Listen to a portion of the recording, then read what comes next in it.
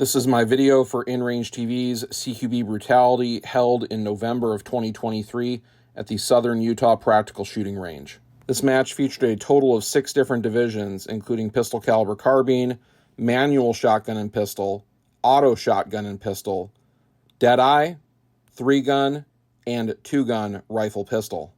The types of targets used determined what ammunition could be shot at them, and the types of ammunition used determined how many hits each target required. I'm competing in PCC division, which is honestly the easiest division to compete in, but it does require the most hits per target that offsets that advantage in handling. The stage begins with the shooter seated on this wobbly bridge, simulating being in the door of a hovering helicopter. The paper targets here require at least 5 hits each with PCC. Because I'm wobbling around, I send extra shots at some of them. The shooter has to safely ground their gun, exit the wobbly bridge, and then move down range to engage more targets. All these paper targets require 5 hits with PCC, 3 hits with rifle, or 1 buckshot or slug hit. The PCC I'm using is a KE Arms KP9 10.5-inch short-barreled rifle with the lead and steel Pandora optic mounted. I have the optic zeroed at 50 yards with 124 grain ammunition. I will use the same ammunition for the duration of the match. I will also note that on top of PCC division, I'm competing in armored category, which requires front and rear rifle-rated plates, and trooper category, which requires carrying all my ammunition and food for the day on my person throughout every course of fire. The steel plates here also require 5 hits each. When I move up to the next barrel, I'm going to have to rotate the spinner at a distance of 50 yards. Always have a completely fresh magazine in the gun before you engage a spinner. Here I'm going to support off the barrel so I can pull down into it and better send rapid shots at the target.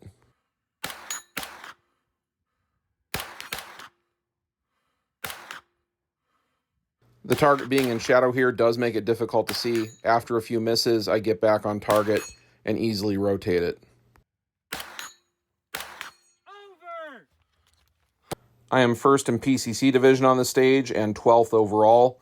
Interesting to note, the fastest time on the stage was done with a 12-gauge shotgun using buckshot and slugs. This stage is inspired by the final level of Doom 2, the Icon of Sin.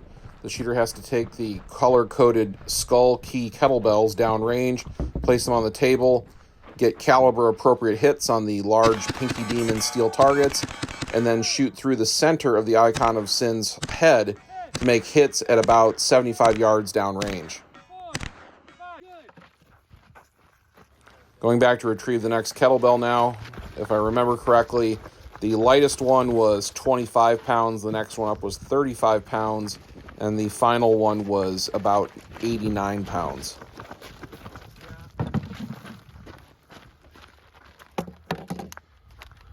Each one of these strings is a minimum of 15 shots for me, so I'm going to conduct a reload before starting each time. If you were using a shotgun on the stage, you would have to use 1 shot of buckshot on each of the pinky targets, and then use a single slug hit through the center of the head.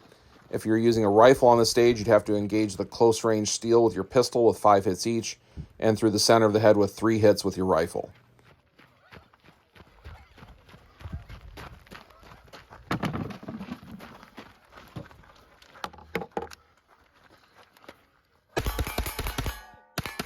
We deliberately made the height of the Icon of Sin a bit low, so most people had to hunch over or bend down slightly to be able to shoot through the center of it. On this stage, I'm 8th in PCC division and 24th overall. This is the urban prone stage. The shooter has to make contact with their support side shoulder while engaging all these targets. With PCC, the shooter has to get 3 hits per target. With rifle, it would be 2 hits, and with shotgun, it would be a single slug hit per target.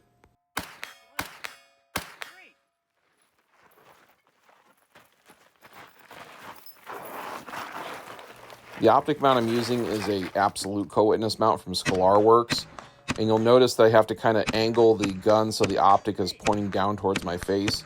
It might be a little bit easier to get behind the optic from this position with a taller optic mount. I had a few misses, so I'm going to end up shooting empty here. I should have reloaded on the way between the 2 positions, but I'm going to have to break out of the urban prone position to conduct a reload. and then get back down into the position.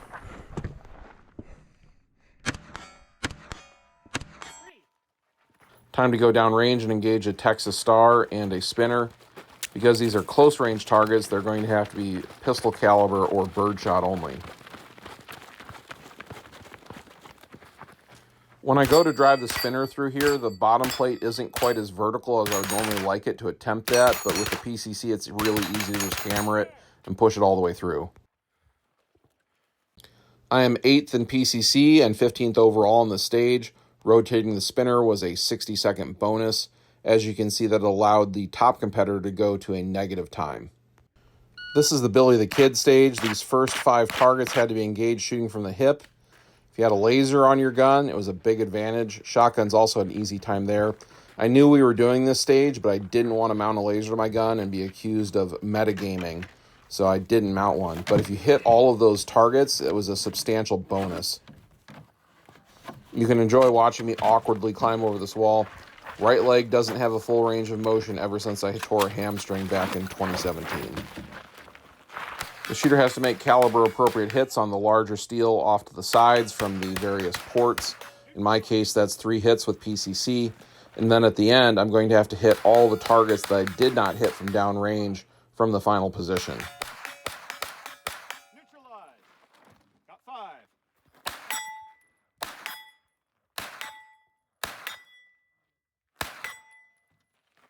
I am 20th in PCC and 46th overall on this stage. As you can see, with the bonus hits downrange from the hip, it was possible to go negative on time. Stage begins, the shooter has to crawl underneath the table.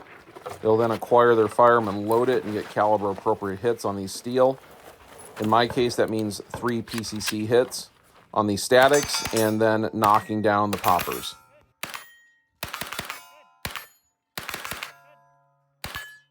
I think I might have missed a hit on that 4th target when I was shooting that fast, so I fire my clearing shot at it to be sure that I got all 3 hits. Sling up an empty gun. Sling always likes to try to catch on the GoPro on the front of my helmet. I have to rotate this thing 360 degrees. And then I'm going to have to run into the other bay, crawl underneath the table, and when I'm clear, load up again and engage these targets. Note how I keep the ejection port up and away from the ground. Don't want to drag your gun through this fine red dust they have here. So the center circle target here was supposed to be a single hit, but the RO that was running the stage didn't catch that, and when they were running it, they required 3 hits with PCC, so that's the way it was run for the rest of the match. Minor discrepancy. I don't think 2 shots made a difference in the outcome of the event. I'm 15th in PCC and 19th overall on this stage. On this stage, targets on the left side must be engaged off the left shoulder, and targets off the right side must be engaged off the right shoulder. If you're using a handgun, your right hand has to pull the trigger on the right side and left hand on the left side. These close-range steel could be birdshot or pistol caliber. In the case of birdshot, 1 hit's required, and as you can see with pistol caliber, 3 hits are required.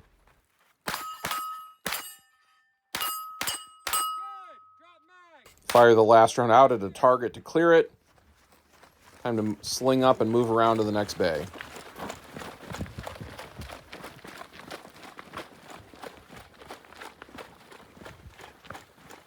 Same process repeats over here from the right side. The shooter has to engage off their right shoulder, from the left side off their left shoulder.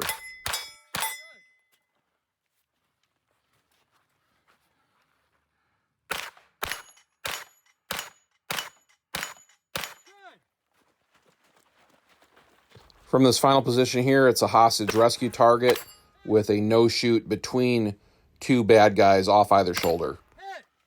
I am 6th in PCC and 9th overall on this stage.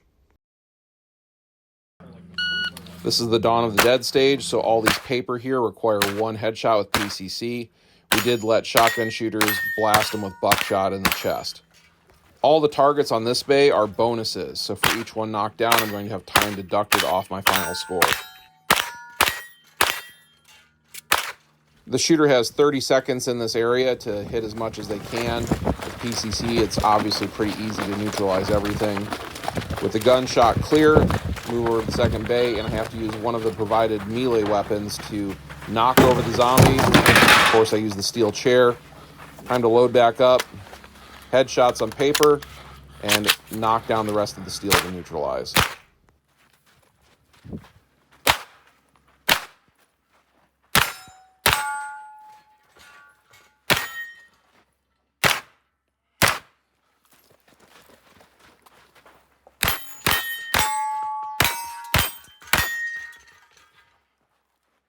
All right, unload, show clear. I am 6th PCC and 17th overall on the stage. You can see the bonuses allowed us to go way negative on time, which takes away from our overall time for the match score. This is the FBI Miami shootout stage. From this awkward seated position, I got to get 5 hits on that silhouette. Then I'm going to have to engage the color appropriate targets from each of these ports. So from here, it's the Know Your Limits plate rack. Then I'm going to go prone, engage the blue steel through the blue port. From this final position, the shooter support hand cannot be used to control or hold the firearm. Have to engage the paper targets from here with pistol caliber carbine. That's 3 hits each. With rifle, it'd be 2. With shotgun, you'd do a round of buckshot on each of them. I am 9th in PCC and 18th overall on this stage. In the final results, I am 2nd out of 52 shooters in PCC division and 6th out of 146 shooters overall. In armored category, I am 2nd out of 26 shooters, and in trooper category, I am 1st out of 19 shooters. If you'd like to find out more information about upcoming brutality matches, please visit our website, brutalitymatches.org. Thank you for watching. If you like this kind of content, you can support me directly on Patreon under Sinistral Rifleman. And always remember, the Second Amendment is for everyone.